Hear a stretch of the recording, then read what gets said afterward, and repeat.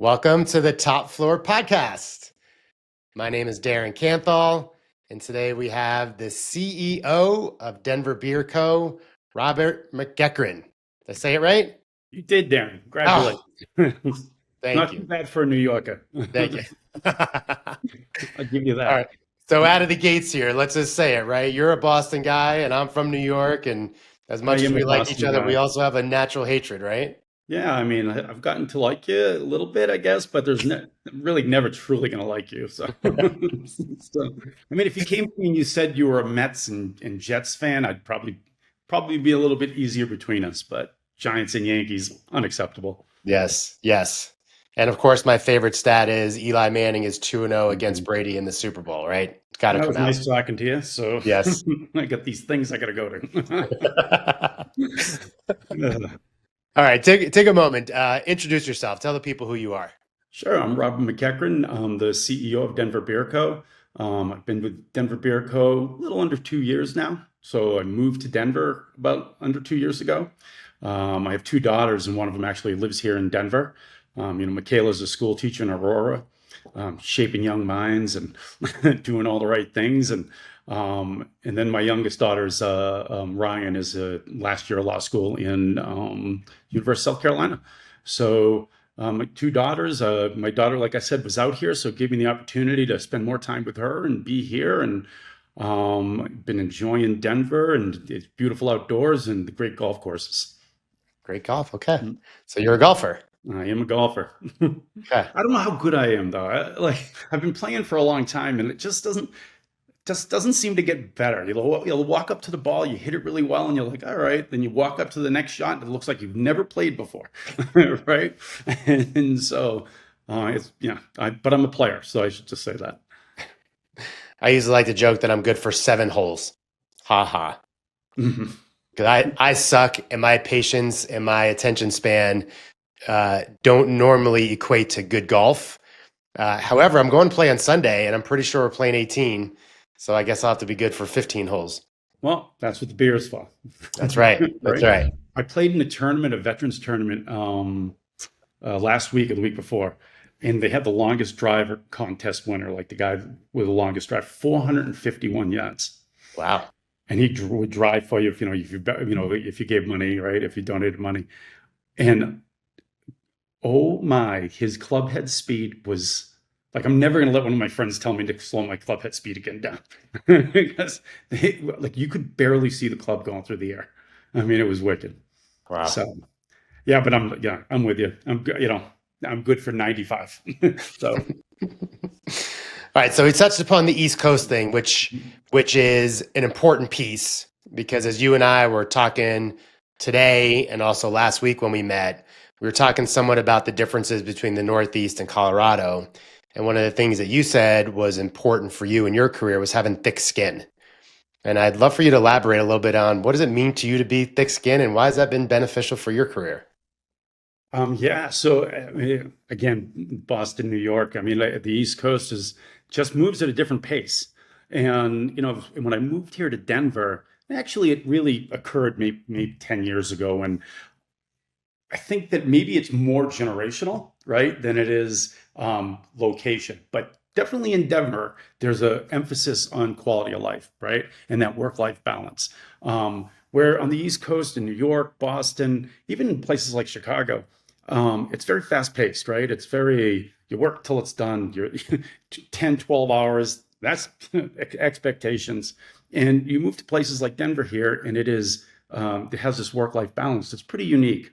So I I know that I like who I am, right? And what part of my ethos as far as a business person is I talk to people about three things, right? So when I moved here, I'm in the office at 6:30 in the morning. I'm staying at 6:30 at night, and a lot of people that worked around me were getting a little concerned, right? They were like, "Wow, does he expect me to be here at 6:30 in the morning, or like till 6:30 at night?"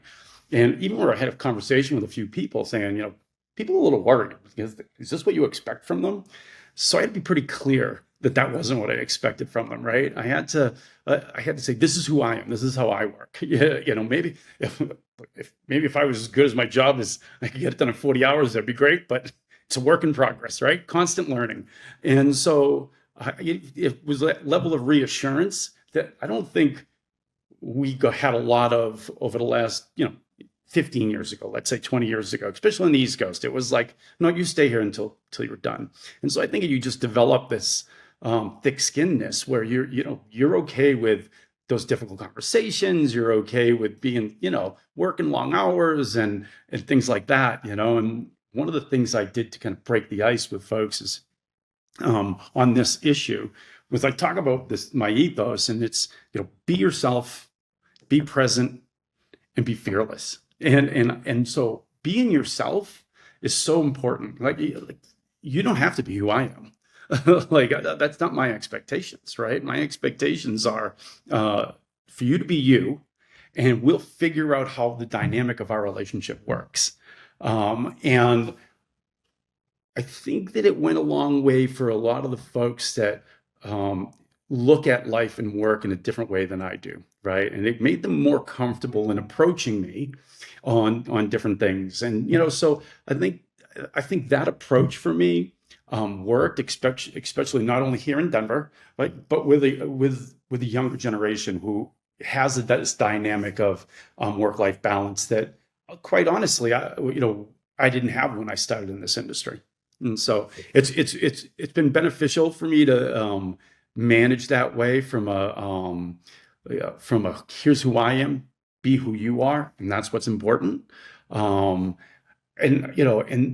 along with that, when I talk about being present, I try to go to every event. We're super event driven, right? The beer industry, there's events every week, every weekend. And if I'm not at 95%, and I'm probably at 100. But again, that's how I lead, right? My expectations are you to be there when you're needed and when it's important, not at all of them. And I just think being present goes a long, long way, right? It goes a long way to people that maybe only see you once a month or once every couple of weeks, and going into the tap rooms, going to the production facility, going to these events with these event planners. They spend a lot of time and effort, right? And a lot of discretionary effort putting these events together, and showing up's important. And so I had to be clear about that too, right? Like that, yeah, I may be going to all 3 beer dinners, but I don't expect you to do that. Like that, that's how I do it. And I think I need to do that. I don't necessarily think you need to. Now, there are times where I expect people to be present, right? I mean, at certain events or certain things or meetings. But the overarching strategy is to be yourself. Be present when you're supposed to. And when you're present, like, truly be present, right?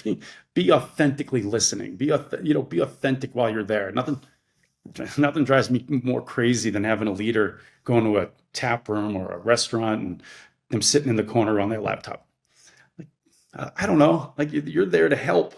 You're there to somehow help this individual remove a hurdle. And what's more important is your email.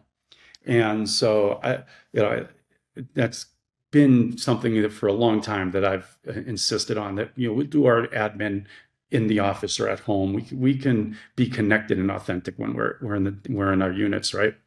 And then with the fearless part, to me, is, again, I think we all make mistakes, right? And we're going to, and you've got to give people that.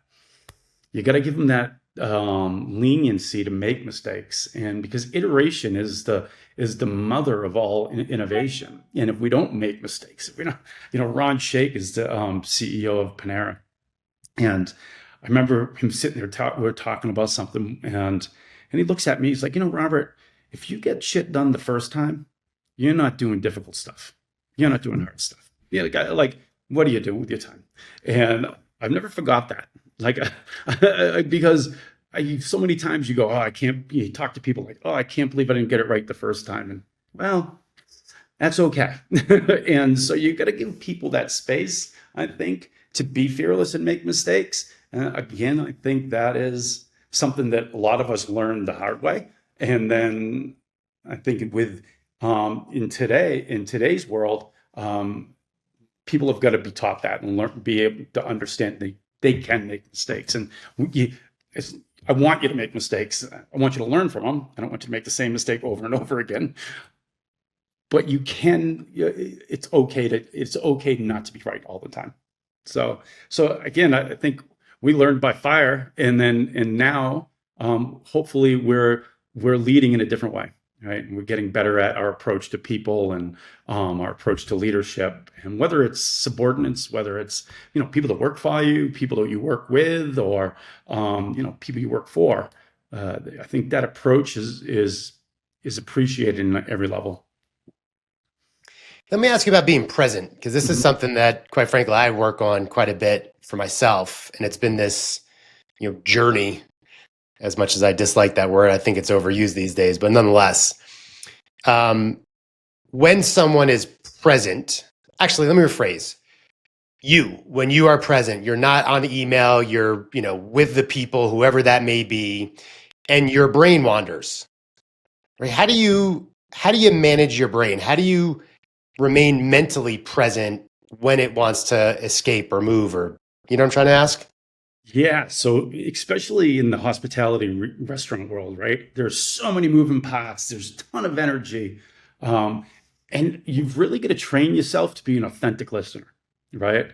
I mean, and I think if you authentically listen to people, they realize that's what's occurring, right? They realize you're not looking off to these, looking off, oh man, what's going on with that customer? But I'm trying to talk to you about, your family or your shift or whatever that looks like.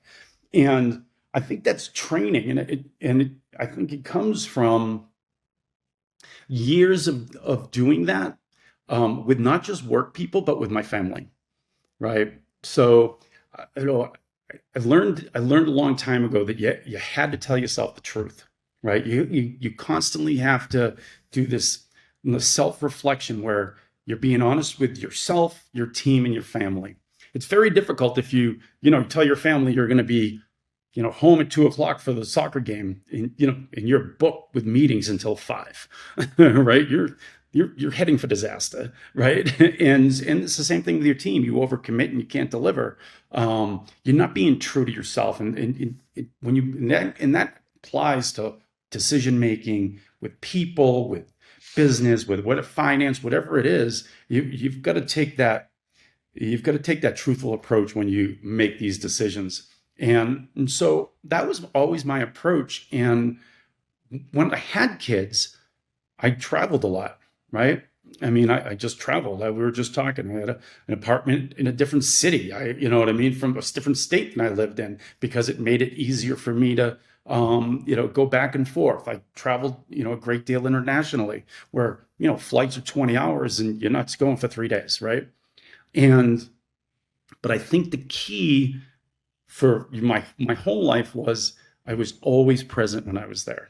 Or I shouldn't say always. I would make, Hall of Famer, but I always tried to be present when I was there. And there were times that I wasn't, and my kids called me out on it, right? They would call me out on it. I remember one particular time my daughter was doing a violin recital, and and I was there by myself, and they were, there was probably 25 parents there.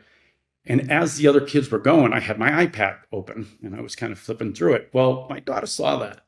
And, so we go home after her thing, and I put it down when she was playing. So we went home, and then I knew she was a little off, and I was, so, later on that night, I was, what's wrong with you? She's like, I know you came, Dad, but like you weren't paying attention. We're on your lap. Yeah, iPad. And I thought to myself, that's pretty wise for a 9-year-old, right? And I think it was because I was on the road so much. They understood that time was limited, right? And so, how do you make the most of it? And the same thing here with work. Like, I go to tap rooms every week. I have a day, or it's every other week I have a day where I try to go to 3 or 4 tap rooms. I'm always in a tap room on the weekends.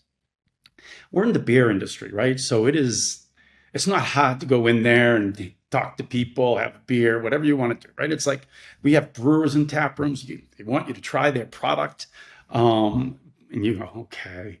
But I think that for me, it had been like a long time of being disciplined to not just my family, but work, and saying, here's the time I have for this. If and again, I think it's that balance between home and life and work, right? I only have this many. This is the only thing we share as humans, right? Is 24 hours in a day. And here I'm here for 1 hour. What can I do for you? How can I listen? And I'll have a 20-minute conversation with a line cook, with the guy that the dishwasher. I'll have 20-minute conversation with a manager, GM. Doesn't matter. To me, it's about engagement and then helping them solve problems as you go along. And that is such a prerequisite for leadership that it almost seems so obvious, but it's a skill set. And to your point, right? It's, a long time you've been working on how do you remain present. And I think it starts by authentic listening. Yeah. Right. Man, there's so many things to comment on. I'll just say a couple of things and then let's segue just a little bit. Balance is an interesting term, especially when we talk about work-life balance. And as I talk to people about that sentiment, there's a lot of times it's either said directly or inferred that it's like 50-50. And I don't think with work-life balance, it necessarily is that. I mean, when you're traveling back and forth from New York and Boston, it doesn't sound like you had 50% of your time at home and 50% in New York. And so balance to me is more of like, what is the appropriate or reasonable or balanced time that even if it's 80-20 in whatever direction, if that's balanced, great. But I think it's very personal and it's not a ubiquitous, singular constant for every single person. Like work-life balance is very unique to each person. Yeah, no. So, pre-kids, I'd say to my wife, I'd say, hey, listen, meet me in New York for dinner. Take the train down, right? And then that was our time together. We'd take the train home or whatever that looked like, right? Meet me at a restaurant for dinner and we'll go from here. It was easy. You could just pick up and go, right?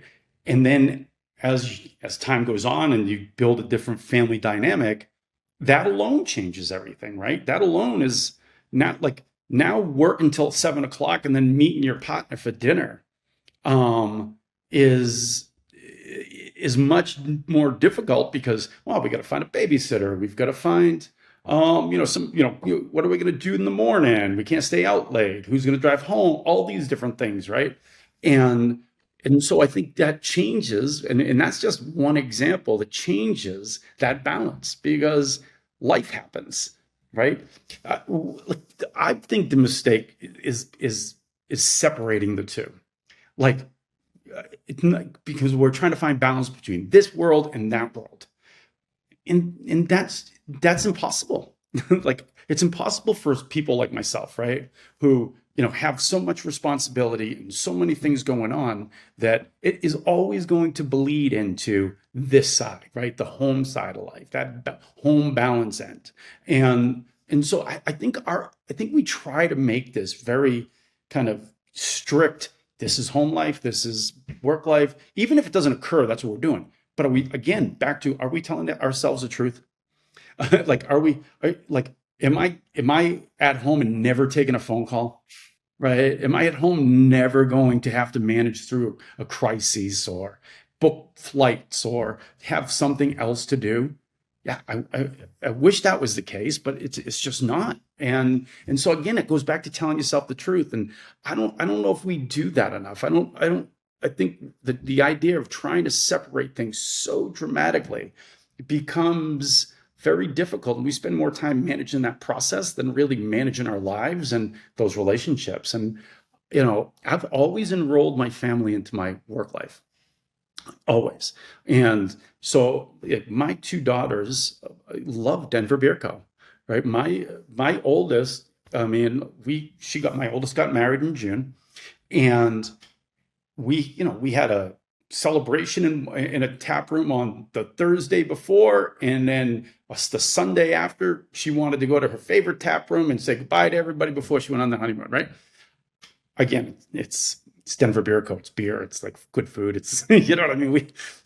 It's not a hard sell, but I've always enrolled them in that. My youngest is a baker, and she's my youngest is the overachiever. Violin lessons, baking, and she's so smart, and they're both really smart. And my youngest really got into baking, and as a business model, like making money, like that was her idea, right? She put thousands of dollars in the bank by the time she left high school from like baking Christmas, I mean not Christmas, but cupcakes and birthday cakes for families in the neighborhood, and got even to the place where she was doing cooking classes, baking classes for birthday parties and things like this, right? But during my time at Dean and DeLuca, she was able to come into the city and work with like some amazing chefs. Like Joe Murphy was Jean George's pastry chef for 15 years. And he's amazing. She got to work with him. They did an event together. And so, and even my oldest came and did an internship with us. And so we've always enrolled, or I've always enrolled my kids and my family into my work life as much as I can, because it just makes it easier for them to understand. And, my oldest was doing this internship for us at Dean and DeLuca, and she's sitting outside my office, and she comes in after half the day because I was having my weekly one-on-ones with my department heads. And she walks into the office and she goes, "All you do is talk all day." Mm-hmm. Yeah. And so when I'm home, you understand why it's hard for me to want to talk about, things that I don't want to talk about. And so she's, so again, enrolling them, I think has been very helpful for me. And I think it makes it less of a clear line of this is work stuff, this is home stuff. And that's been helpful for me because like I said, my daughters, they can, they understand what I do every day. They see it, right? They've seen it. And so it's been helpful. But I think the authentic listening and the being present is going to be a lifelong challenge from a humanity perspective for us all. It's not those that have it conquered. I haven't met that person yet. So It's great. It's a lot of wisdom in there. I appreciate that. You're speaking to a lot of the things that I'm personally working on and what I see with a lot of clients. Authenticity, showing up, being present, how much we're on our phone but pretending like we're listening. And that's a big thing in my house because unfortunately I get sucked into my phone and people talk to me, my girlfriend, the kids, and I'm like, I'm not even present. Mm-hmm. So very, very resonant and very wise. These our cell phones have become, absolutely. I mean, like how do we live without them today? But man, it is a hurdle. It's a hurdle for that true human connection. And I mean, and I don't think it gets easier, right? So. No, and I am so grateful we didn't have them growing up.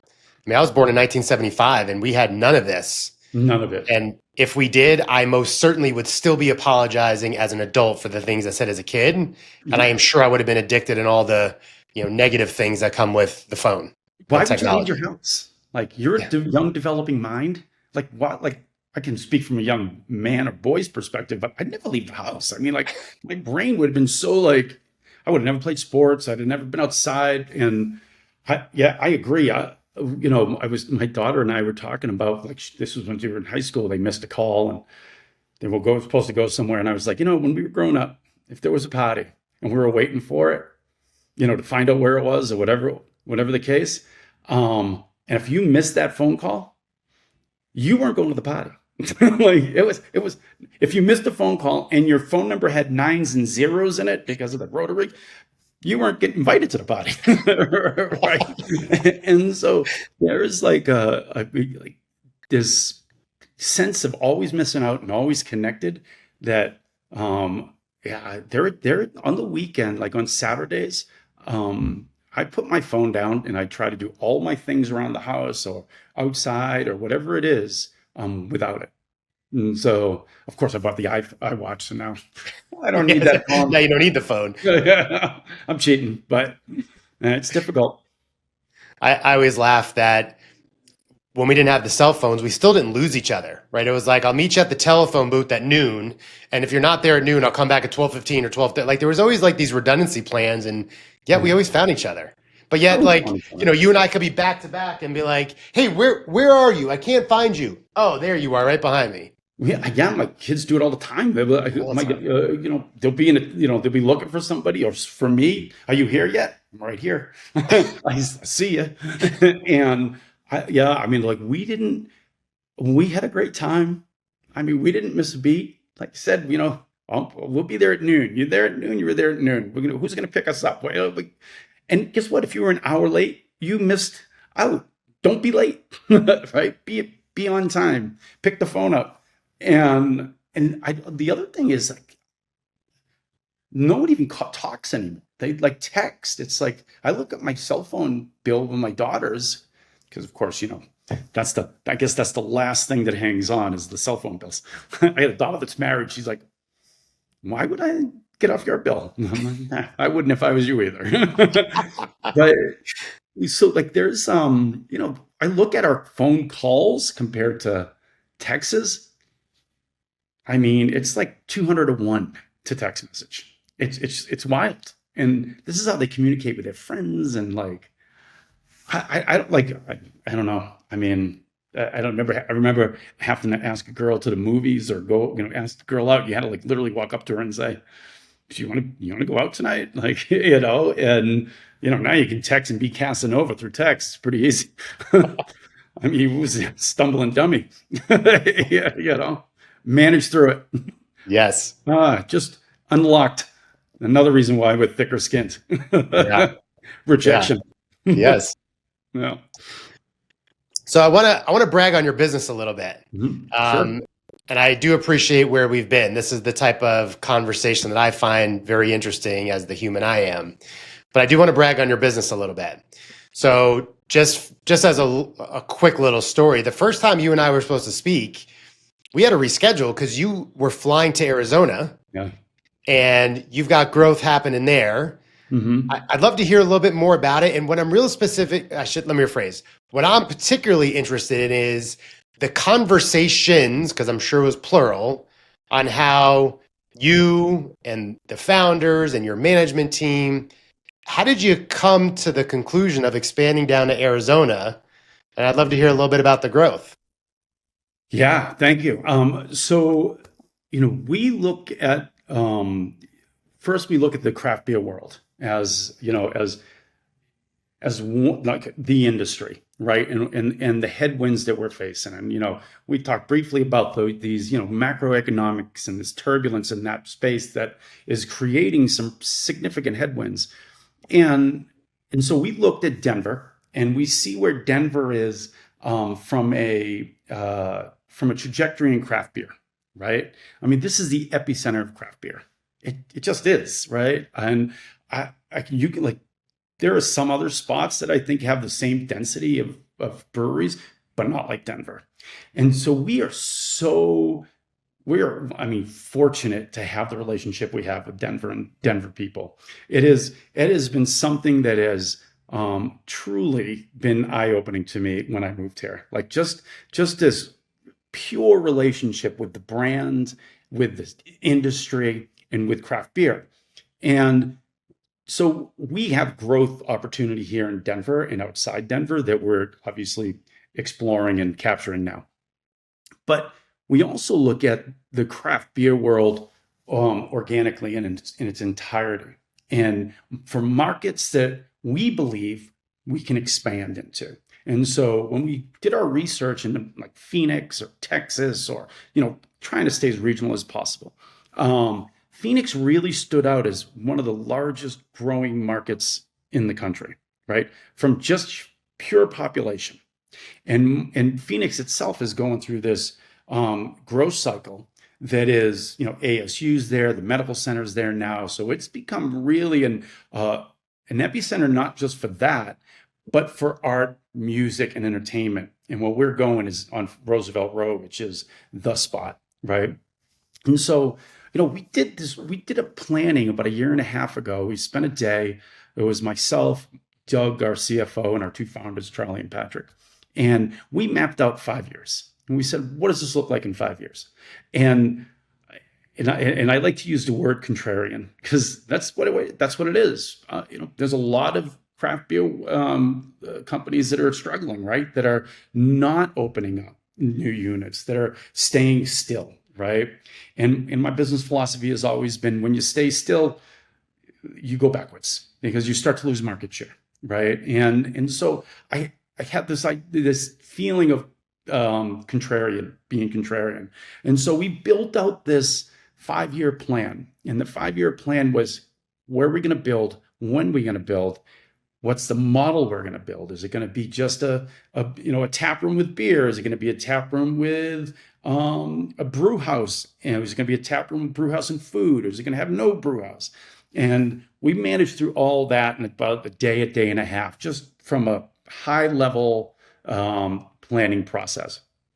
And then we decided to, then what we did is we went and researched real estate, right? We went and researched markets. So where the markets are, where the best trade areas are, right?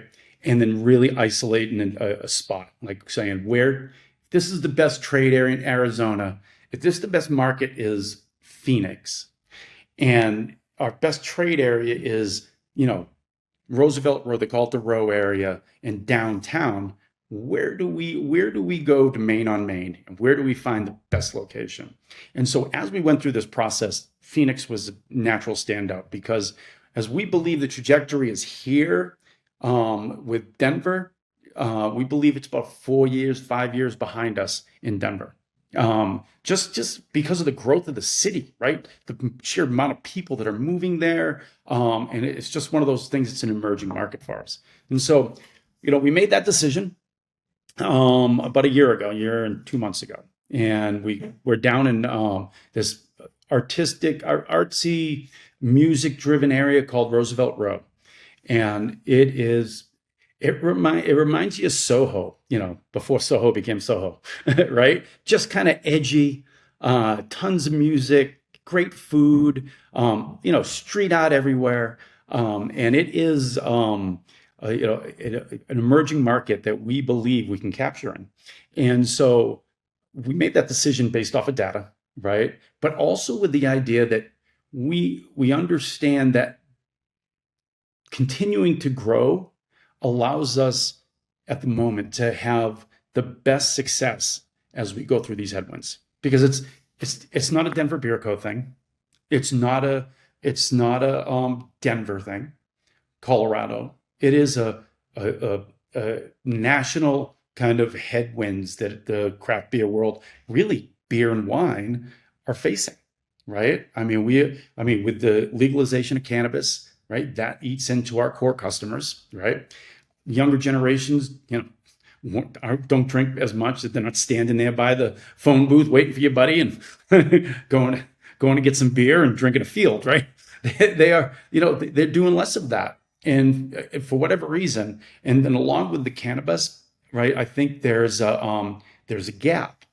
A couple other things we're seeing, like in Denver here, craft beer is unique stuff, right? It's a specialized customer. And before I started drinking craft beer, you would tell me about an IPA, and I'd be like, okay. Well, my favorite Saison, and I was like, is that a movie? And until I learned, years ago about craft beer, that's, I think, general was the consensus for people that were everyday beer drinkers. And so it's a niche. And in Denver or in Colorado, we've moved from to the big boxes, the chains like the Walmarts, the Krogers, being able to sell beer and wine and some hard liquor. And that's had a dramatic effect on the beer world, right? Because it's about convenience, right? It becomes this dynamic of convenience where if you're grocery shopping and there's beer there, right? You're going to say, I'll just grab it here instead of making a second stop, right? And we're seeing a dramatic drop in independent liquor stores closing. I mean, it's been pretty significant. And because of that level of convenience, when you go to a merchant at one of those big boxes, they are not, they're less concerned about carrying, you know, three different IPAs, and if it's a West Coast or if it's a hazy, right? They're less concerned about that. They look down and say, this moves faster than this one. I've got to make one order and I'm going to shelve it this way. And it becomes a numbers game for them, much less so than a craft. And so the craft beer world has that's part of some of the headwinds that we're facing, especially here in Denver. And so we didn't see that. We don't see that as much as a hurdle because the beer world's already rooted, and it has been rooted in chain stores for years in Phoenix. And so with all that, Phoenix became this, what we felt our best opportunity. And also it gives us the opportunity to really test our brand, right? Or not just our brand, because it's going to be under a different name, but it allows us to test, can we actually be regional, right? We've got Denver surrounded. I mean, we do. And our plans are to go further out and maybe up towards the mountains and things like that. And that will be a test too, right? To see if we can perform out there. But this is a big test, right? If this works for us in Phoenix, we realize that we can be a regional brand. And that's important for a growing company, or a company that wants to grow. Because again, I think we have these headwinds, and the stronger we are on the way out of these headwinds, I think the better position we'll be for the future in sustainability.